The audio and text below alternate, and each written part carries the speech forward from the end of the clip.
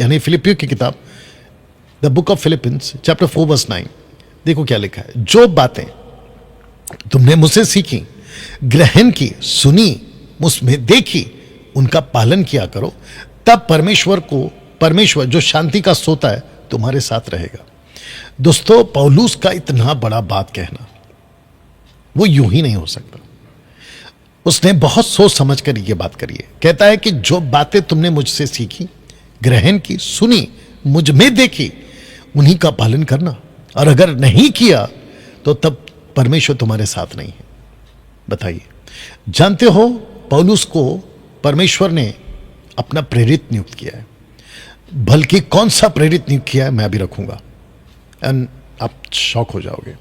पहले इसको पढ़ लेते हैं। जिस दिन परमेश्वर मेरे सुसमाचार के अनुसार यीशु मसीह के द्वारा मनुष्य की गुप्त बातों का न्याय करेगा।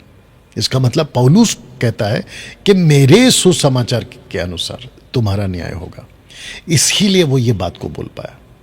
अगर आपको याद होगा 1 कुरिन्थियों 11:1 में पौलुस कहता है, follow me as I follow Christ. तो मेरे पीछे चलो जैसे मैं मसीह के पीछे चलता हूं। इसका मतलब यह हुआ दोस्तों, आज जितनी भी एक्टिविटीज, गतिविधियां, जिसको मैं 2-3 हफ्तों से बोल रहा हूं, आने वाला संडे भी उसी पर प्रचार होगा। ऐसी गतिविधियां जो बाइबल में नहीं है, प्रभु के दासों ने कभी प्रैक्टिस नहीं की, आज वो हो रही। तब जाकर ये लाइन पौलुस कह पाता है ना। पौलुस इतने दावे के साथ ये बात क्यों कह रहा है मैं आपको बताता हूं। क्योंकि पौलुस वो 12वां प्रेरित है जो कि बाकी 11 के साथ गिना जाना चाहिए। कैसे बताता हूं। एक्ट चैप्टर 1 वर्स 24 में यह कहकर प्रार्थना की पतरस और उनके 120 लोगों ने मिलकर कि हे प्रभु, यानी यीशु, तू जो सब के मन जानता है, यह प्रकट कर कि इन दोनों में से तूने किसको चुना है। मैं आपको बताता हूं कि किसको चुना है। वचन 26, तब उनके बारे में चिट्ठियां डाली और चिट्ठी मथिया के नाम पे लिख ली।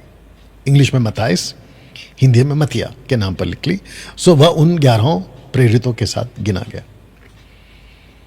जानते हो दोस्तों, ये जो शख्स है ना, मथिया या मथाइस, इस घटना के बाद आपको पूरे बाइबल में इसका जिक्र कहीं नहीं मिलेगा। तो प्रश्न उठता है कि मथिया का नाम पे चिट्ठी डालना, फिर ऊपर लिखा है प्रार्थना करना, जबकि यीशु ने कहा था कि 10 दिन तक ठहरे रहो। इसी चैप्टर 1 में 4, 5, 6 में ठहरे रहो जब तक पवित्र आत्मा नहीं पा लेते। तो इसको पढ़ते वक्त में मुझे यह महसूस हो रहा है कि पतरस, आपने जल्दबाजी तो नहीं कर दी। एक बार आप ऊपर प्रार्थना कर रहे हो, फिर प्रार्थना खत्म करके आपको जो वेट करना था कि तू मन को जानता है तो प्रकट करने तो देते, लेकिन आपने चिट्ठी डाल दी।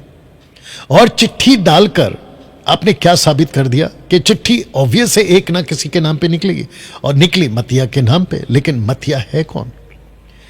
मताइस, उसके आगे क्या किया? कुछ तो लिखते, कुछ तो काम किया होता।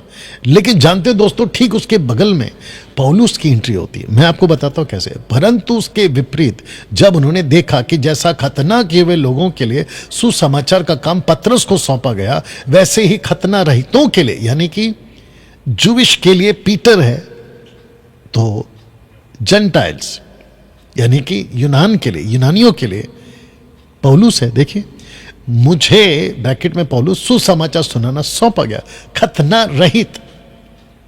क्योंकि जिसने, यानी कि यीशु ने पतरस से खतना कियों में प्रेरिताई का कार्य बड़े प्रभाव से करवाया, उसी ने, यानी यीशु ने मुझसे, यानी पौलुस से भी अन्य जातियों में प्रभावशाली कार्य करवाया।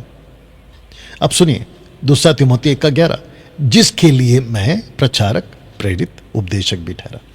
उपदेशक की जगह पे डिडास का या डिडास का लो आएगा। इसका मतलब है कि पौलुस टीच कर रहा है। और जानते हो यहां पे रोमियो 11:13 में क्या लिखा है? मैं तुम अन्य जातियों से ये बातें कहता हूं जबकि मैं अन्य जातियों के लिए प्रेरित हूं। तो दोस्तों, खतना वालों के लिए पतरस प्रेरित, खतना रहितों के लिए पौलुस प्रेरित। अब बताइए चिट्ठी क्यों डाली गई? क्योंकि मत्तिया उसके आगे कुछ नहीं किया। लेकिन हम जानते हैं कि पौलुस ने क्या क्या किया। डैनियल भाई, आप क्या बोलना चाह रहे हैं? मैं बोलना ये चाह रहा हूं, गलत सेवकों के चलते गलत स्क्रिप्चर का इंटरप्रेट करके आप अपना अनंत काल का जीवन मत खोइए।